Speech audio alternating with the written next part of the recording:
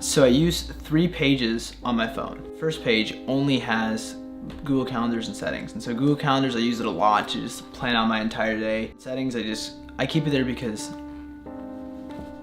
I actually don't even know why I keep settings on the first page. On the dock, I keep my messages in my phone app. On the second page, I have the Essentials folder, and I keep 2 mail apps. One's a Gmail app and one's a traditional Apple Mail app.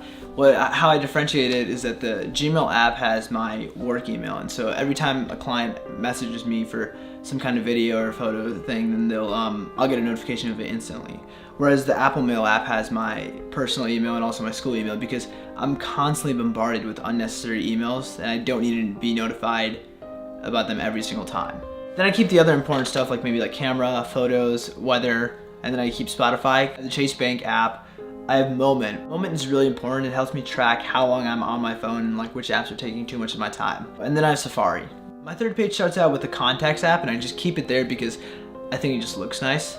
And the first folder is Utilities, where I have the clock, calculator, app store, notes, reminders, and Google Maps.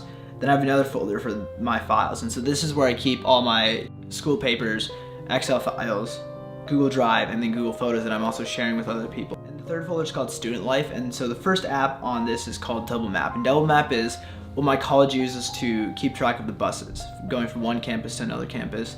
And then I have Bird. Sometimes I don't use Bird as often, just to because it does add up the cost, but sometimes when I'm in a rush and I really need to get to the other side of town, I'll use a Bird. I use Venmo because that helps with splitting any costs with my roommates and everything like that for electricity, water.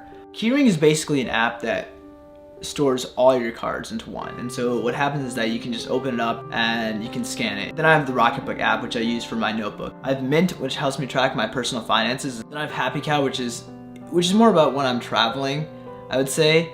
It's kind of like telling me what is the best vegan restaurants around. Canvas, which is called Student. It helps me check up what's there for each class. In the second page, I have the apps that I need, but I won't ever open them. One of them is Google Wi-Fi. These two are keyboard attachments. Grammarly is like autocorrect, but it's a little better because it also takes into account grammar. And I use Giphy for any GIFs that I have that I'm going to send friends. In the photo and video folder, I have Vimeo and Pinterest, which is basically my main source of inspiration. Then I have VSCO, which is really good for editing any photos I take on the iPhone. ZyPlay is essentially an app that I use for my camera gimbal, and it helps me adjust any motors and collaborate it. Then I have the Extras folder, which is a lot of apps that I don't know how to categorize. Some of these are the default Apple apps that you can't delete, and then there's Shazam, Uber, PayPal, Amazon, and then I have 2 apps. I use Craigslist and Letgo to sell stuff that I don't really need anymore.